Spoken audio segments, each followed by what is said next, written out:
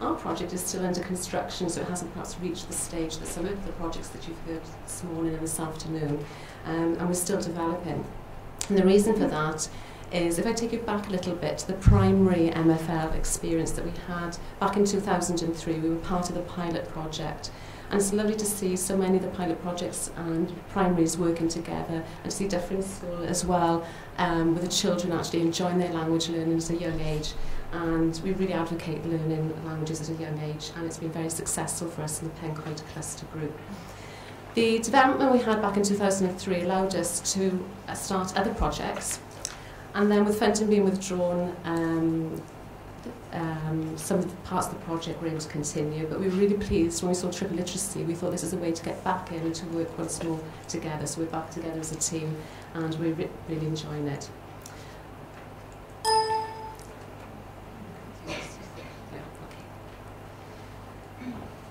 When we put the bid in for the Action Research project, there were two areas that we really wanted to look at. It was really to raise the pupils' confidence and to raise their self-esteem in their language learning. And we wanted also to develop transferable language skills to encourage pupils to make comparisons across the languages. And we wanted to find out as well how they do that, how they perceive themselves doing that. In the primary school aspect, we were looking to continue the links we had with the secondary school, the smooth transition for the young language learners of Welsh, English and MFL. We've looked at various strategies that we're about to develop, and we've seen some of these strategies today, to make the learners look at their linking of languages and to understand how languages worked. The secondary school, very similar. And the project has allowed us to actually buy time to work together. I think that's one thing I mentioned over lunch when I was talking to some colleagues. Time is the crucial thing as a staff member, staff in a teaching environment. To actually have that time to work together has been crucial. So that we now have a shared focus on developing literacy from the primary schools through into Year 7 and across the departments of Welsh, English and MFL. It's quite a big team we have. We have somebody from the English department, Welsh department and two from the MFL department, somebody who's strong with Spanish, somebody with French. And we've linked up, rather than have whole team meetings now, we're actually linking up in smaller groups so that we can work with the primary schools, developing the areas that they wish to develop within triple literacy. So it's been nice to have one link particularly, because again, by that time, meeting as a whole group is not always successful, so we've actually split it into smaller groups. When we developed our action plan, we've actually cut it down 3 times since we developed it, because when you get together, you start to have more and more ideas, and today is one of those, demonstrating that today by meeting together. We're focusing on the current Year 6, so 2012 to 2013, and we wanted to look at some data to start with to see what the progress was being made. So we've asked our primary schools to kindly share with us current Year 6 and their Year 5, their NFER reading tests, and the national curriculum levels in English and Welsh. We set up a pupil focus questionnaire because sometimes it's nice to stop and see how they're learning their language or how they're perceiving that they are learning their languages. The focus questionnaire was in 5 parts, and we asked pupils a set of questions, and we're quite happy to share those questionnaires with you. They were asked in a focus group rather than every single child answering. They were asked in a focus group. And they were given some questions with multiple choice answers that they could sort of tick off with what they knew, and others which were more open-ended in their questioning. And I'm going to show you the last 2 types of questions. One thing from the secondary point of view that we really wanted to look at, particularly in mind of how to train pupils up to dictionary work at GCSE, is we felt that some children didn't know how to use them successfully, and we felt that was an important area that we were looking at, so that was interesting. And Chris from Christchurch undertook one of these questionnaires with her students, and she's going to tell you now about where we've got to and where we're going. So, as Louise has said, we're very much kind of on the beginning of this project, really. And the basis of it all is a collaborative approach between primary and secondary departments.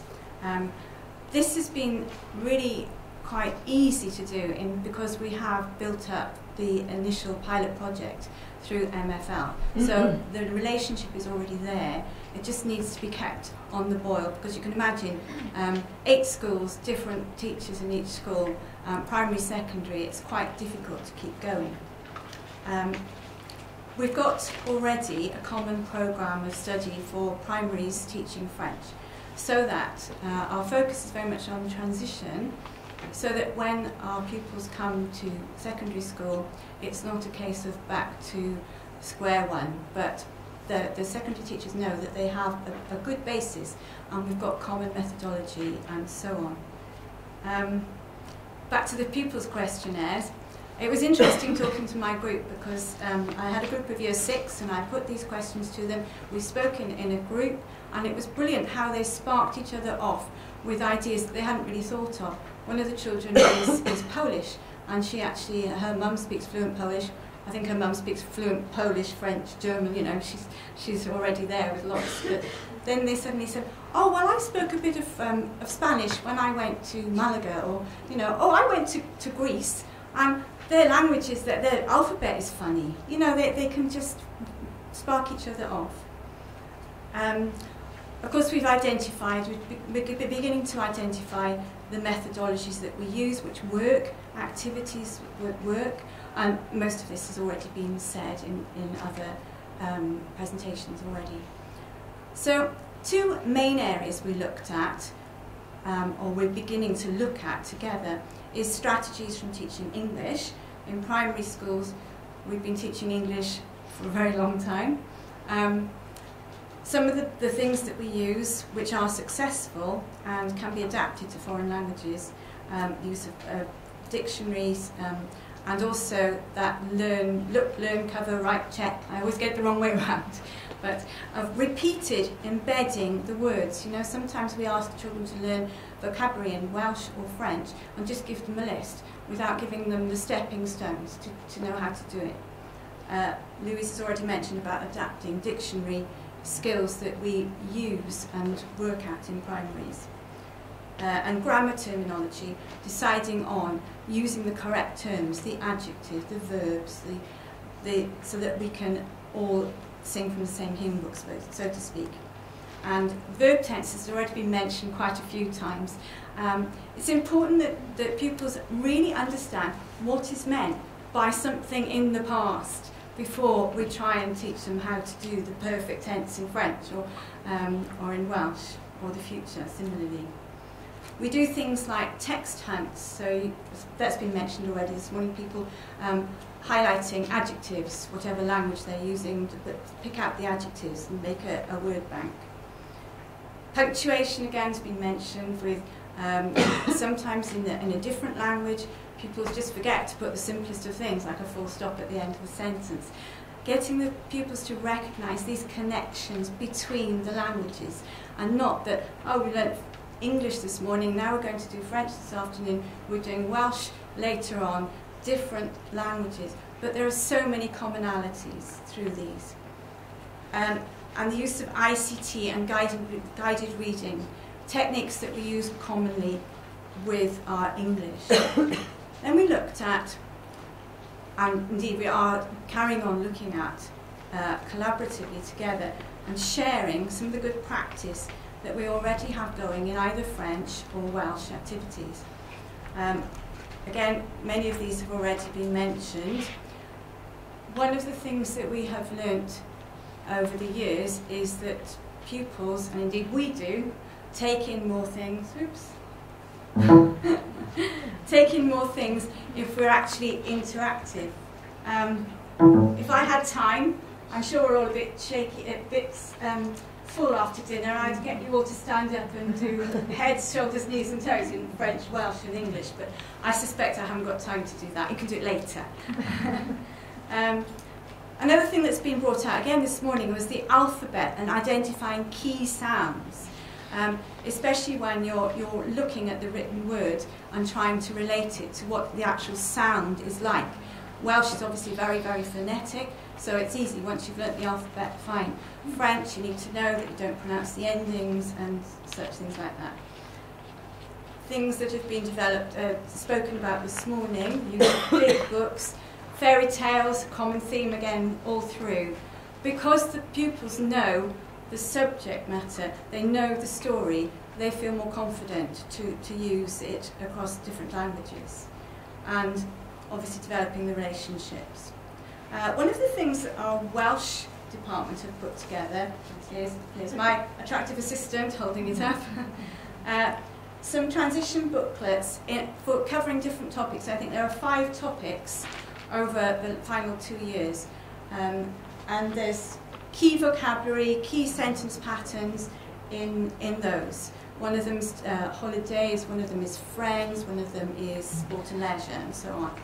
And what we're thinking about, we haven't done it yet, it's work in progress, we're thinking about trying to produce something similar in French as well, so that the pupils will be confident. Oh, I can talk about holidays in English, I can talk about it in French, I can talk about it in Welsh, and making the connections through cognates.